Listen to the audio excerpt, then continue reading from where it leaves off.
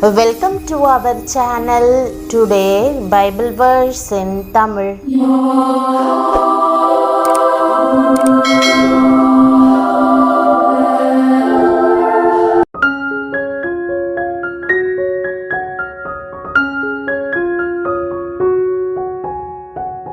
இன்றைய வசனம் எரேமியா 1:5. கிறிஸ்துவுக்குள் பிரியமானவர்களே, நம்முடைய ஆண்டவரும் இரட்சகருமான இயேசு கிறிஸ்துவின் வல்லமையுள்ள நாமத்தில் உங்களை வாழ்த்துகிறேன். நான் உன்னை தாயின் வயிற்றில் உருவாக்கும் முன்னே உன்னை அறிந்தேன். நீ கர்ப்பத்திலிருந்து வெளிப்படும் முன்னே நான் உன்னை பரிசுத்தம் பண்ணி உன்னை ஜாதிகளுக்கு தீர்க்கதரிசியாக கட்டளையிட்டேன் என்று சொன்னார் என்ற வாக்குதத்த வசனத்தை இன்று நாம் தியானிப்போம். பிரியமானவர்களே, உலகம் உருவாகுகிறதற்கு முன்னே தேவன் உங்கள் வாழ்வில் எல்லாவற்றையும் திட்டம் பண்ணி வைத்திருக்கிறார். அவர் உங்களை வேறு பிரித்திருக்கிறார். அவர் ஏற்கனவே உங்களை தெரிந்து கொண்டபடியினால் நீங்கள் அவரை விட்டு பின்வாங்க முடியாது. ஆண்டவரிடம் சாக்கு போக்கு சொல்லவும் இயலாது. எரேமியாவை கர்த்தர் அழைத்த போது ஒருவேளை அவருக்கு சுமார் 25 வயது இருக்கலாம். ஆனால் தேவன் அவரை தெரிந்து கொண்டது தாயின் வயிற்றிலே உருவாவதற்கு முன்பதாக என்று வேதம் சொல்லுகிறது. தாயின் வயிற்றிலே ஒரு சிறு கருவாய் உருவாவதற்கு முன்பதாகவே கர்த்தர் அவரை தீர்க்கதரிசியாய் அபிஷேகம் பண்ணினார், பரிசுத்த ஆவியினால் நிரப்பினார். பிரியமானவர்களே, நீங்கள் தற்செயலாய் பூமியிலே தோன்றிவிடவில்லை. கர்த்தருக்கு உங்கள் மேல் ஒரு நோக்கமும் தீர்மானமும் உண்டு. தாயின் வயிற்றிலே நீங்கள் உருவாகும் போதே அவர் தம்முடைய மகிமைக்காக உங்களை முன்குறித்து தெரிந்து கொண்டிருக்கிறார் என்பதை மறந்து போகாதீர்கள். யோவான் ஸ்நானகனை கர்த்தர் அவனுடைய பிறப்புக்கு முன்பதாகவே தெரிந்து கொண்டார். அவன் தன் தாயின் வயிற்றிலே இருக்கும் போதே கர்த்தர் அவனை பரிசுத்த ஆவியினாலும் வல்லமையினாலும் நிரப்பினார். சிம்சோனை பாருங்கள். அவன் தாயின் வயிற்றில் உருவாவதற்கு முன்னதாகவே அவனை குறித்து கர்த்தருடைய தூதனானவன் அவனுடைய தகப்பனாகிய மனோவாவிடம் பேசினார்.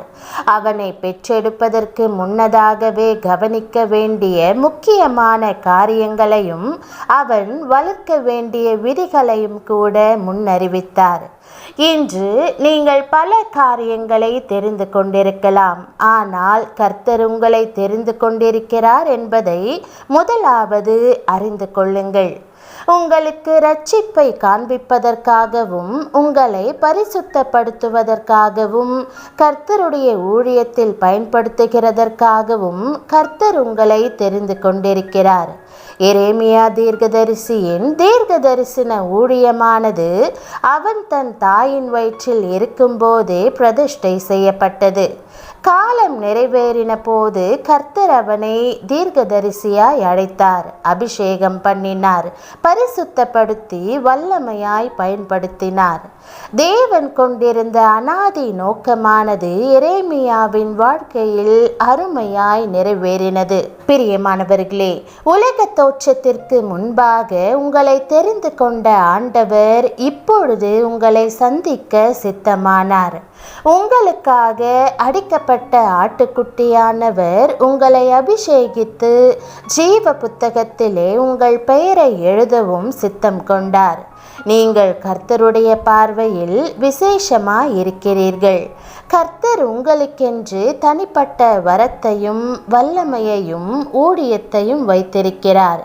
எத்தனை வித்தியாசப்பட்ட மக்கள், வித்தியாசமான மொழி, பழக்க வழக்கங்கள் இருந்தாலும் அவர்கள் மத்தியிலே கர்த்தருடைய கண்கள் உங்களை கண்டு விசேஷமாக்கியிருக்கிறது.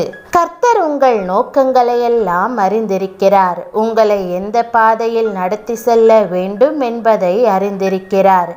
எரேமியா சிறுவனாயிருந்தாலும் அந்த சிறு வயதிலேயே கர்த்தருக்கு அவருடைய வாழ்க்கையின் மேல் ஒரு நோக்கம் இருந்தது.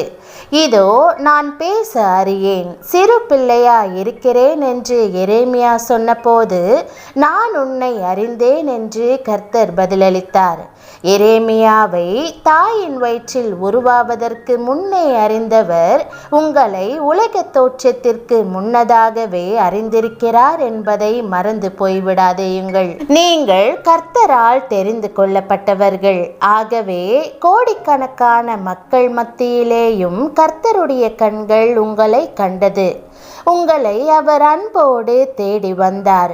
தூக்கி எடுத்து உங்களை தன்னுடைய பிள்ளையாய் மாற்றிக்கொண்டார். கல்வாரி இரத்தத்தினாலே உங்களை பாவங்களற கழுவினார். நீங்கள் அவருடையவர்கள் என்று உடன்படிக்கையும் செய்தார். உங்கள் வாழ்க்கை கர்த்தருடைய கரத்தில் இருக்கிறது. பெரிய பிரகாசமான கரத்தில் அவர் உங்களை ஏந்தியிருக்கிறார். ஆணைகளால் கடாவப்பட்ட அந்த வெடிப்பிலே நீங்கள் நின்று கொண்டிருக்கிறீர்கள். அவருடைய பெரிய பிரகாசமான கரம் உங்களை வழிநடத்தி செல்லுகிறது.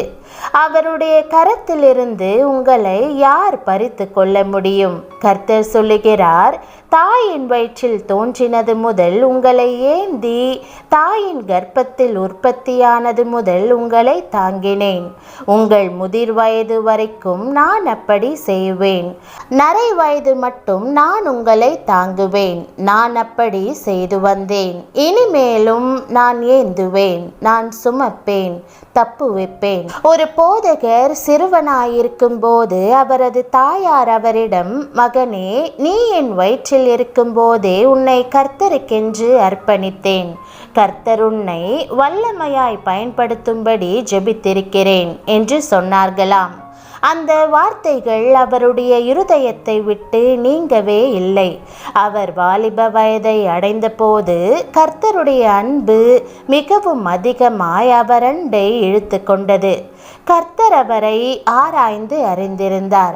புத்தக ஊழியத்திலே அவரை கொண்டு வருவதற்கு கர்த்தருடைய கிருபை போதுமானதாக இருந்தது. அவரை முன்குறித்த நோக்கம் கொண்டவர் அதை நிறைவேற்ற வல்லமையுடையவராய் இருக்கிறார். பிரியமானவர்களே, நீங்கள் கர்த்தருடைய கரத்திலே விசேஷித்த சிருஷ்டியாக இருக்கிறீர்கள். கர்த்தர் உங்கள் வாழ்க்கையை குறித்து ஒரு நோக்கம் கொண்டிருக்கிறார். அவர் உங்களை அனாதைகளாயும் திக்கற்றவர்களாயும் விடுவதில்லை. அழைத்த நோக்கத்தை நிச்சயமாகவே நிறைவேற்றுவார். ஜெபம். அன்பின் ஆண்டவரே, இந்த வார்த்தையின் மூலம் நீர் இன்று என்னோடு பேசியதற்காக உமக்கு நன்றி.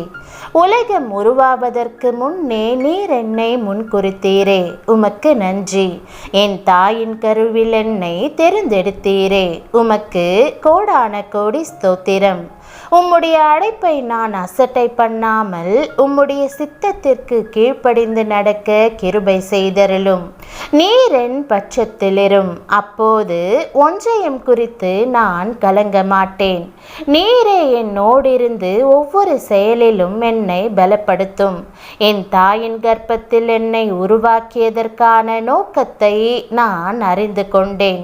உம்முடைய பரிசுத்த ஆவியால் என்னை நிரப்பி உம்முடைய வார்த்தையை சுமந்து செல்லும் பாத்திரமாக என்னை உபயோகப்படுத்தும். உமது நாம மகிமைக்காக நான் நல்ல கனிகளை கொடுக்க உதவி செய்தருளும். இயேசுவின் நாமத்தில் ஜெபிக்கிறேன் நல்ல பிதாவே, ஆமேன். தேவனுடைய நாமம் மகிமைப்படுவதாக. ஆமேன்.